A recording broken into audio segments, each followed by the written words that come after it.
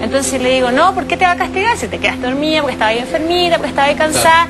Pero para ella era así como que era malo lo que había hecho. Imagínate, o sea, Dios me va a castigar porque anoche no recé. Claro, y era así como una sensación como de que uno mismo inculca eso, que mal. Yo lo veo eso, por ejemplo, de nacer de nuevo desde una visión bíblica, más que nada se refiere a nacer sin pecado.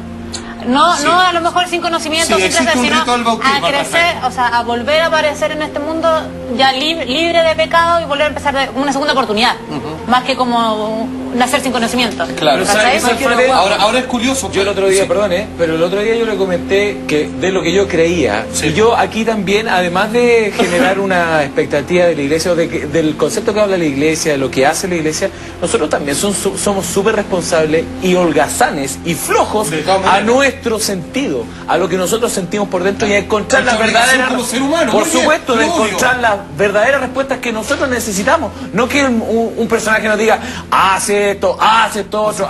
Bueno, no quiero hacer eso, quiero hacer otra cosa. Se generan las contradicciones respecto a cuando la Iglesia Católica te marca, y estoy hablando de la Iglesia Católica porque lo soy, te marca ciertos límites. Claro. Y cuando tú empiezas a cuestionar esos límites, claro, como sexo fuera del matrimonio, perdón, el uso del preservativo, que hasta hace 5 o 6 años era una barbaridad, y ahora hace mucho rato que hay muchísimos sacerdotes, gracias a los jesuitas sobre todo, que tienden siempre a ir a la vanguardia. Sí. Bueno, ¿y qué pasa con las personas que se cuestionan? Se les cierra la puerta. ¿Por qué? Porque no volvieron a nacer, porque evolucionaron. Y como evolucionaron, no pertenecen a este grupo. De ahí donde está el grave error, creo yo, de la Iglesia Católica. Y lo digo, bueno, porque soy un católico y porque de alguna manera uno lo vive desde adentro. Y no deja de ser raro que así como tú planteas, Alfa, que uno es católico, en mi caso al menos, porque claro, tengo el ejemplo de mi familia, de que son todos católicos, en fin, pero yo nunca llegué a elegir, a ver, conozco este tipo de religiones, la judía, la, qué sé yo, el tema árabe, musulmán, el del Buda, en fin. Budismo no es religión, pero bueno. Bueno, pero está dentro del catálogo. Budismo, católico, quiero esta, con esta es la que más me identifico, esta es la que más me interesa. Entonces finalmente también no es raro que si te la imponen de buena forma, ¿no? Y te bautizas sin preguntar, en fin, finalmente uno ya cuando es grande entra a cuestionar esta manera, por ejemplo, de ver a los homosexuales, de ver la píldora del día después, que ya uno no te cansa y decir, uno no debería, quiero de todo, pero no me siento tan católica. Pero uno no debería, como padre me refiero, tal vez no debiera ser uno el que decida que tu hijo va a ser de tal religión, claramente. Yo tengo amigas que han optado, sí, yo tengo amigos que han optado.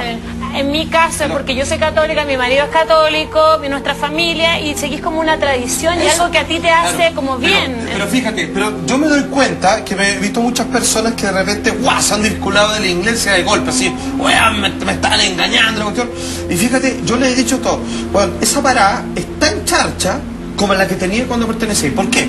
Porque tú creías, porque te lo impusieron, porque te lo educaron, porque te estaba bien, te sentías seguro, te sentías que Dios era tu copiloto, estabas protegido y no ibas a tener problemas.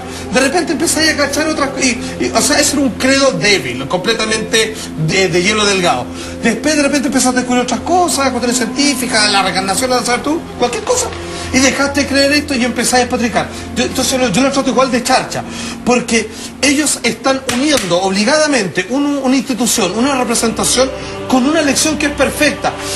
Uno lo que tendría que hacer quizás es desconfiar o irse con más ojo con quienes tienen la autoridad de la palabra, pero no con las lecciones que están en blanco y negro para leerlas uno personalmente y seguirlas, digamos, a cabalidad, incluso según tu propio designio. Salfate, yo fui a un colegio católico y nosotros entre nuestros compañeros, nosotros éramos puros hombres y teníamos un profesor de religión y nosotros le hacíamos el cuestionamiento así. Te estoy hablando a los 9 años, 10 años, le decíamos, oiga, ¿por qué si la iglesia es transversal y dice que ayuda al pobre?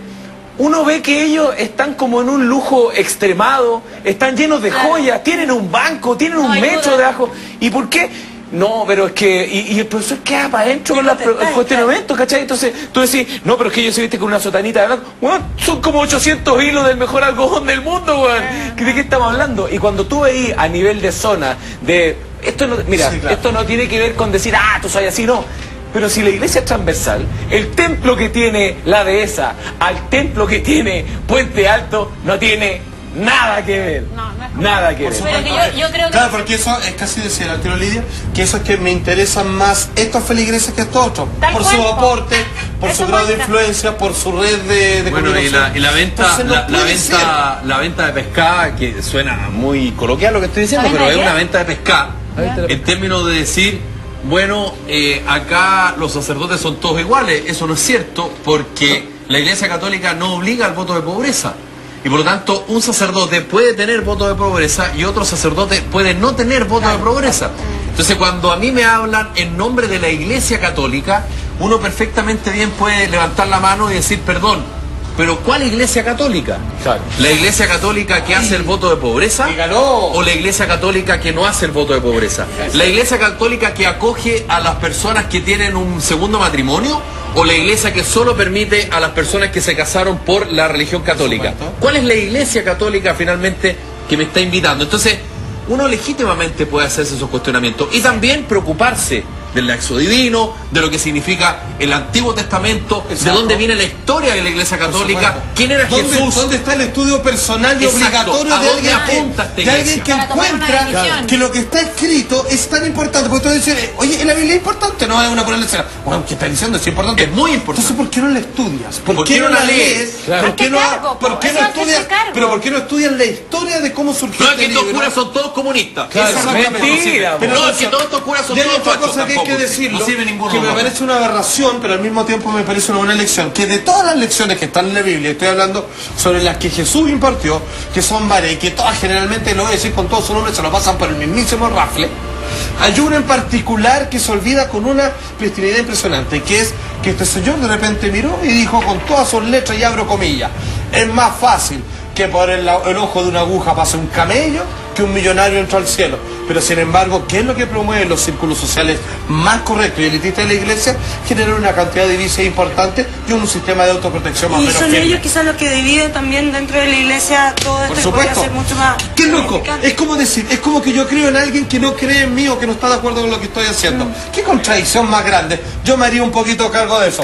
Solamente los quiero dejar para, a modo de cómo han sido atacados ciertas frases. Alcanzamos a ver la última gráfica de la Biblia, que son 3 muy cortitos, que es la posición de un Dios castigador, como antiguamente se usaba para, de alguna manera, impulsar la fe de ciertos creyentes. Por favor. En Mateo capítulo 24, el versículo del 48 al 51. Si aquel siervo malo dijere en su corazón, mi señor tarda en venir, y comenzare a golpear a sus consiervos, el Señor lo castigará duramente y pondrá su parte con los hipócritas. Allí será el lloro y el crujir de dientes. Claro. Aquel que de alguna manera contradiga las órdenes y comienza a molestar a aquellos que siguen la ley, será condenado al infierno. Eso es lo que dice una interpretación para asustar, no era lo que se refería. Vamos con la otra, 2 más, y estamos, señores. Esto está sacado de otro libro sagrado, que sería el Corán. Por favor, Felipe. ¿No saben que quien se opone a Alá y a su enviado tendrá eternamente el fuego de la Jejena? Qué enorme desorden. Es el infierno purgatorio. Sí, exactamente. Es más o menos, el mismo Pero sentido. atención, ¿con qué quiero cerrar? Con un astrofísico, con Carl Sagan, que es lo que dijo respecto al problema de las religiones. Y antes voy a citar, no, lo digo después. Mándalo. No puedes convencer a un creyente de nada porque sus creencias no están basadas en evidencia. Están basadas en una enraizada necesidad de creer. ¡Ay, toma! Y te agrego 2 más. Como dijo un escritor católico, por favor, se puede volver acá. Cura él, el señor Chesterton, dijo, el problema de alguien que dejó de creer en Dios no es que no crea en nada, es que ahora es capaz de creer en cualquier cosa.